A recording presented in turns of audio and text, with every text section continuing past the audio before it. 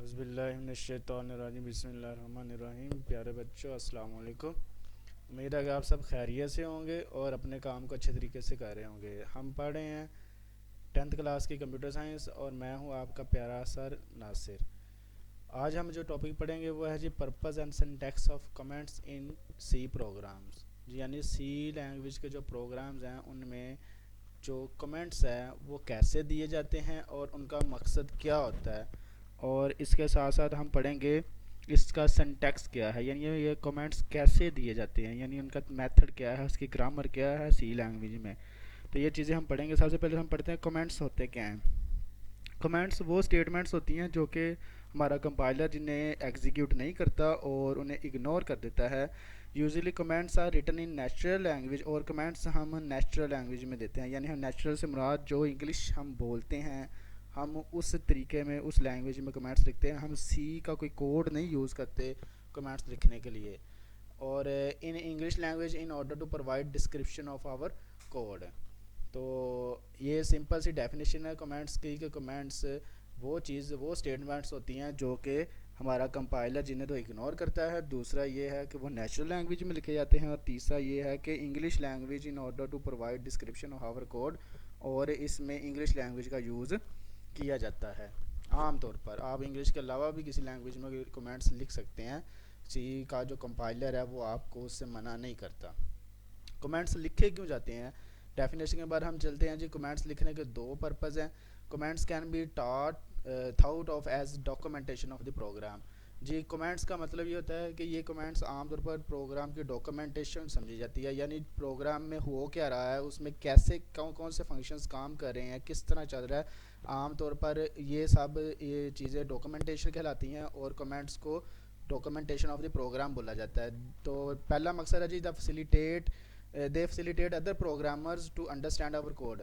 पहला मकसद है कमेंट्स लिखने का कि जो दूसरा कोई प्रोग्रामर है वो इस चीज़ से फैसिलिटेट होता है। कमेंट्स पढ़ के उसे आसानी से पता चल जाता है कि ये जो फंक्शनैलिटी है, यहाँ से जो कोड है वो किस काम के लिए यूज़ हो रहा है।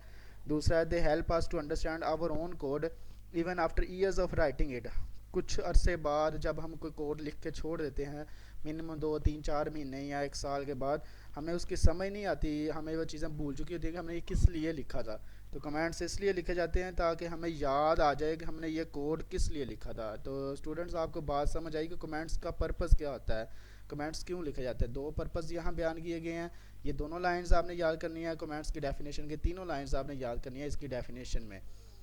We do not want these statements to be executed because it may cause this syntax error। जी ज़ाहिरी बात है, जो कमेंट्स हैं हम उनको एग्जीक्यूट करवाना तो नहीं चाहेंगे। हमें ये नहीं चाहेंगे कि हमारा जो कंपाइलर है वो उसको एग्जीक्यूट करे। तो फिर इसके लिए वो स्पेशल कोड यूज़ किया जाता है जिसको देखकर कंपाइलर इन लाइंस को एग्जीक्यूट नहीं करवाता और इन्हें इग्नोर कर देता है, ना ही एरर देता है और ना ही एग्जीक्यूट करवाता है।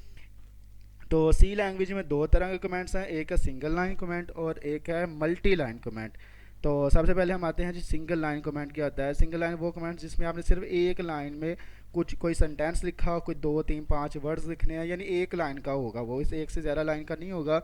तो उसको लिखने के लिए आप डबल फॉरवर्ड स्लैश यूज़ करेंगे। एक बैक स्लैश होती है, एक फॉरवर्ड स्लैश होती है। तो ये फॉरवर्ड स्लैश है, start with forward slash any after forward slash on the same line is consider a comment.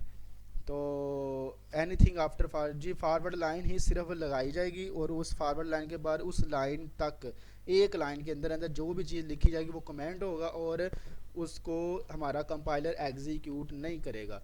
आप अगर दूसरी लाइन पे चले जाते हैं तो एक लाइन तक तो वो कमेंट्स समझेगा, और दूसरी लाइन पे वो अगर वो हमारा स्ट्रक्चर नहीं है सी लैंग्वेज का तो उसमें एरर दे देगा। यानी एक लाइन तक ही ये यूज़ किया जाता है forward slash, double forward slash इसे हम कहते हैं। 2 दफ़ा फॉरवर्ड स्लैश लगाकर हमें इसे यूज़ करते हैं। देखें जैसे उसने फॉर एग्जांपल दिया है डबल फॉरवर्ड फॉरवर्ड स्लैश लगाकर दिस इज़ अ कमेंट, ये लिख दिया। तो ये हमारा इग्नोर कर देगा कंपाइलर, ये हमारी वेबसाइट पे लिखा हुआ या हमारे प्रोग्राम में लिखा हुआ नज़र नहीं आएगा। उसके बाद है मल्टी लाइन कमेंट्स। ये स्टार्ट विद फॉरवर्ड स्लैश के साथ यूज़ होते हैं, साथ स्टैरिक यूज़ करते हैं, asterisk and and at asterisk and forward slash. जी शुरू में फॉरवर्ड स्लैश पहले, फिर स्टैरिक आता है, उसके बाद हमारे पास है जी स्टैटिक और इन दोनों के दरमियान जो भी हम लिखेंगे, जितने 10 20 50 सेंटेंस भी लिख लें, वो सारे कमेंट्स समझे जाएंगे और कंपाइलर उन्हें इग्नोर कर देगा। और ये एक से ज़्यादा लाइन के लिए यूज़ होता है। इसे आप एक लाइन के लिए भी यूज़ कर सकते हैं, एक लाइन का कमेंट भी बना सकते हैं इसके ज़रिए।